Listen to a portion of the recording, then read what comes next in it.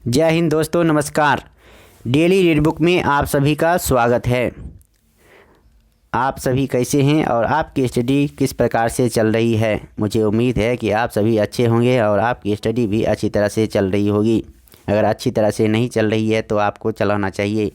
आपको हर हालत में, हर कंडीशन में पढ़ना ही चाहिए। एक बार आप सफल हो जाते हैं तो सारे समस्या का समाधान हो जाएगा। इसलिए आपको कुछ भी हो पढ़ना ही पड़ेगा। इस वीडियो में हम लोग बायोलॉजी के एक नए चैप्टर पाचन तंत्र यानी डाइजेस्टिव सिस्टम के बारे में पढ़ेंगे। डाइजेस्टिव सिस्टम से जो भी महत्वपूर्ण प्रश्न बनते हैं इस वीडियो में कवर करेंगे। अगर आप इस चैनल पर नए हैं तो सब्सक्राइब करना तो पड़ेगा ही, क्योंकि इतना वीडियो आ चुका है, लगभग 250 के आसपास वीडियो है। तो ये तो सफिशिएंट है आपको एनालिसिस करने के लिए कि यह चैनल आपके फ़ायदे के लिए है या नहीं है। अगर आप लगातार इस चैनल को फॉलो कर रहे हैं तो मुझे उम्मीद है कि आप तो सब्सक्राइब कर ही लिए होंगे। तो छोड़िए, कोई बात नहीं। अगर आप नए हैं तो कोई बात नहीं, आप पहले वीडियो को देख लीजिए, चैनल को बारे में जान लीजिए और वीडियो के प्लेलिस्ट में, ये चैनल के प्लेलिस्ट में जाइए। वहाँ सारे टॉपिक, बहुत सारे मैक्सिमम टॉपिक पर वीडियो बनाया गया है। तो वहाँ से आप देख लीजिए कि क्या आपके लिए सही है। तो आपके लिए सही है तो वहाँ से इस चैनल पर रहिए, नहीं तो आप जहाँ जा सकते हैं जाइए, आपको कोई नहीं रखेगा। और यह चैनल, एक बात जान लीजिए, यह चैनल स्टूडेंट के हेल्प के उद्देश्य से बनाया गया है। यहाँ पर वही कंटेंट मिलेगा जो एग्ज़ाम के पॉइंट ऑफ व्यू से बहुत ही इम्पोर्टेंट होगा। इम्पोर्टेंट नहीं, बहुत ही इम्पोर्टेंट, जो एग्ज़ाम में डायरेक्ट पूछे जाते हैं। तो इसलिए आप इस चैनल से बने रहिए तो आगे आपको बहुत ही लाभ मिलेगा। चलिए स्टार्ट करते हैं। पहला प्रश्न, डाइजेस्टिव सिस्टम का। लार किसके पाचन में सहायक होती है? तो इसका आंसर होगा स्टार्च। लार स्टार्च के पाचन में सहायक होती है। वसा का पाचन करने वाला लाइपेज नामक एंजाइम किस अंग द्वारा स्रावित होता है? तो इसका आंसर होगा यकृत द्वारा। लाइपेज एंजाइम किस अंग द्वारा स्रावित होता है? तो इसका आंसर होगा यकृत या लीवर द्वारा। अगला प्रश्न है, लाइपेज द्वारा वसा के जलीय अपघटन के पश्चात क्या प्राप्त होता है? तो इसका आंसर होगा बसीय अम्ल और ग्लिसरॉल। लाइपेज द्वारा वसा के जलीय अपघटन के पश्चात क्या प्राप्त होता है? तो इसका आंसर होगा बसीय अम्ल और ग्लिसरॉल। अगला प्रश्न है, कौन सा पाचक हार्मोन छोटी आंत से स्रावित होता है? तो इसका आंसर होगा सिक्रेटिन। कौन सा पाचक हार्मोन छोटी आंत से स्रावित होता है? तो इसका आंसर होगा सिक्रेटिन। अगला प्रश्न है, पित्त का संचयन कहाँ होता है? तो इसका आंसर होगा पित्ताशय में। पित्त का संचयन होता है पित्ताशय में। पित्त का निर्माण यकृत में होता है। यह वसा को वसीय अम्लों में तोड़कर पाचन में सहायता करता है। पित्त रस का निर्माण यकृत में होता है और यह वसा को वसीय अम्लों में तोड़कर पाचन में सहायता करता है। और पित्त का रस का निर्माण जब होता है यकृत में तो ये जमा कहाँ होता है? तो पित्ताशय में होता है। पित्त रस का जमा पित्ताशय में होता है लेकिन निर्माण होता है यकृत में। किस अंग में प्रोटीन का पाचन पूर्ण होता है? तो इसका आंसर होगा आंत में। प्रोटीन का पाचन पूर्ण रूप से होता है आंत में। अमाशय की भित्ति से कौन सा हार्मोन स्रावित होता है? तो इसका आंसर होगा गैस्ट्रिन। अमाशय की भित्ति से कौन सा हार्मोन स्रावित होता है? तो गैस्ट्रिन हार्मोन स्रावित होता है। लार का टाइलिन एंजाइम किस माध्यम में क्रियाशील होता है? लार का टाइलिन एंजाइम किस माध्यम में क्रियाशील होता है? तो इसका आंसर होगा हल्के अम्लीय माध्यम में। अगला प्रश्न है, अमाशय की दीवार का पेशीय संकुचन क्या कहलाता है? तो इसका आंसर होगा कर्माकुंचन। अमाशय की दीवार का पेशीय संकुचन क्या कहलाता है? तो कर्माकुंचन कहलाता है। पाचन तंत्र के किस रस में कोलेस्ट्रॉल पाया जाता है? तो इसका आंसर होगा पित्त रस में। पाचन तंत्र के किस रस में कोलेस्ट्रॉल पाया जाता है? तो पित्त रस में पाया जाता है। कार्बोहाइड्रेट किस रूप में शरीर में संग्रहित होता है? तो ग्लाइकोजन के रूप में। कार्बोहाइड्रेट किस रूप में शरीर में संग्रहित होते हैं? तो ग्लाइकोजन के रूप में संग्रहित रहते हैं। ग्लाइकोजन के रूप में कार्बोहाइड्रेट शरीर में संग्रहित रहते हैं। अमाशय में भोजन के जीवाणु को कौन नष्ट करता है? तो इसका आंसर होगा HCl। अमाशय में भोजन के जीवाणु को कौन नष्ट करता है? तो इसका आंसर होगा HCl यानी हाइड्रोक्लोरिक एसिड। मानव शरीर की किस संरचना में कृमि रूप परिशेषिका पाई जाती है? तो इसका आंसर होगा बड़ी आंत में यानी वर्मी फॉर्म अपेंडिक्स, जो कि अवशेषी अंग है, वह मानव शरीर के बड़ी आंत में पाई जाती है।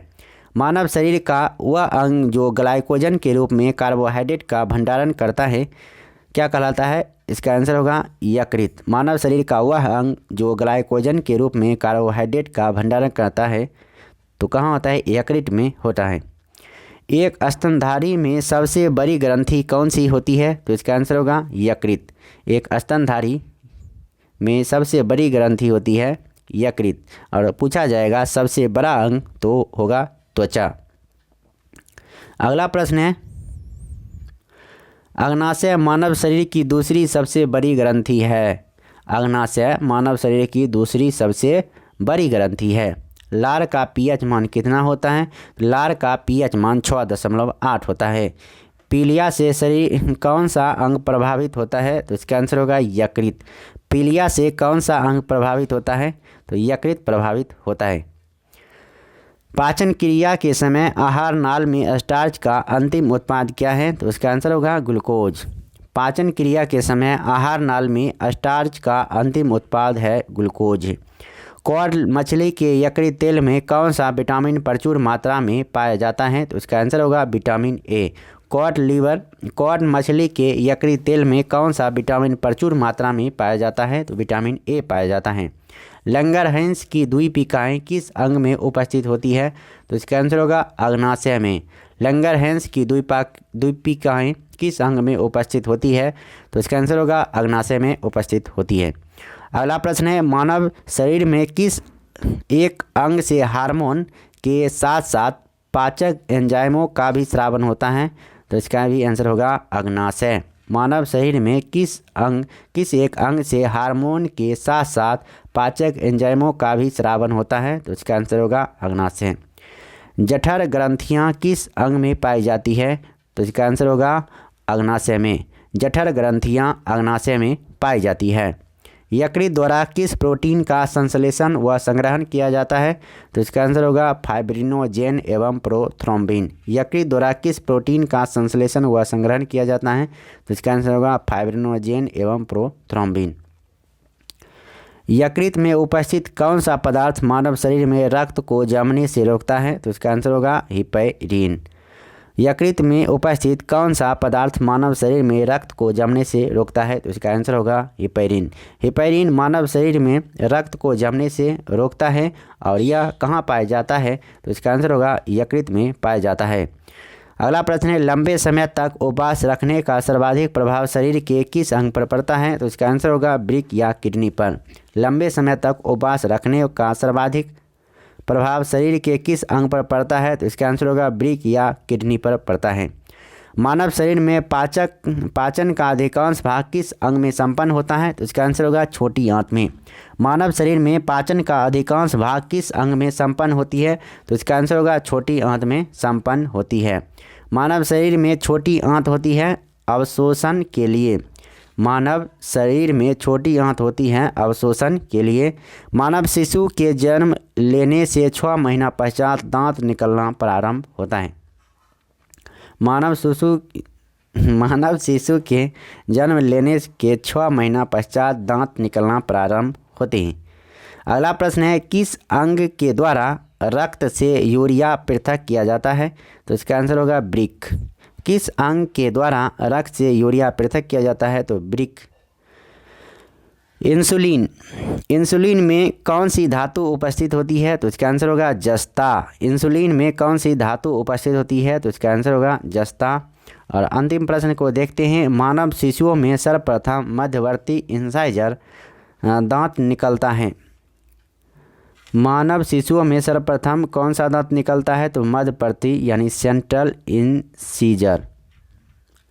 तो इस वीडियो में इतना ही। अब फिर मिलते हैं नेक्स्ट वीडियो में। तब तक के लिए नमस्कार, जय हिंद। वीडियो अच्छा लगा तो लाइक कीजिए, वीडियो अच्छा नहीं लगा तो डिसलाइक कीजिए और साथ में कारण ज़रूर बताइए कि क्यों नहीं अच्छा लगा, और अच्छा लगा तो वो भी बता दीजिए, और इससे क्या सीख मिलती है ये भी बताते रहिए, और किस तरह से आपको फ़ायदा मिल रहा है ये भी हमें बताइए, ताकि मुझे भी मोटिवेशन मिले कि लगे कि हाँ मैं आपके लिए कुछ कर रहा हूँ। अगर वीडियो समाप्त करने से पहले एक बात बता दें कि अगर आपने NTPC CBT 1 का सारे पेपर को नहीं देखा है तो आगे आने वाले एग्ज़ाम में आपको थोड़ा प्रॉब्लम हो सकती है, कोई आइडिया नहीं मिल सकता है। अगर आप ये जानना चाहते हैं कि आगे एग्ज़ाम किस तरह से दें, किस तरह से क्वेश्चन आता है, तो NTPC का जो भी पेपर हुआ है सारे शिफ्ट का देख डालिए। उसके लिए आपको कहीं नहीं जाना है, वीडियो के प्लेलिस्ट में जाइए, इसी डिस्क्रिप्शन में, वहाँ से 132 सेट यानी लगभग पूरे सेट का हमने एनालिसिस कर दिया है, वहाँ से आप आराम से देख सकते हैं। और इनका PDF डाउनलोड करने के लिए टेलीग्राम लिंक दिया हुआ है डिस्क्रिप्शन में ही, वहाँ से टेलीग्राम ज्वाइन कीजिए और सारे PDF को डाउनलोड करके पढ़ लीजिए। किसी तरह से आपको हर हालत में सिलेक्शन तो लेना ही है।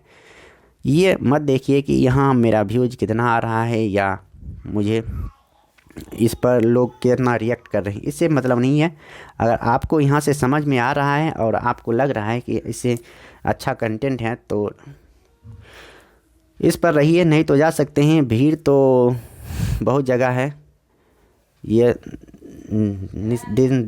दिशा निर्देश यानी आप पर छोड़ देते हैं कि आपको क्या लगता है कि भीड़ में जाना है या आपको जहाँ से जो चीज़ मिलता है वहाँ से उठाना है। आपको सिलेक्शन से मतलब है, ना कि बड़े बड़े चैनल को देखने से। तो हर हालत में आप जहाँ से आपको जो चीज़ मिल रहा है वहाँ से आप उठाइए और सिलेक्शन पाइए। जय हिंद, नमस्कार।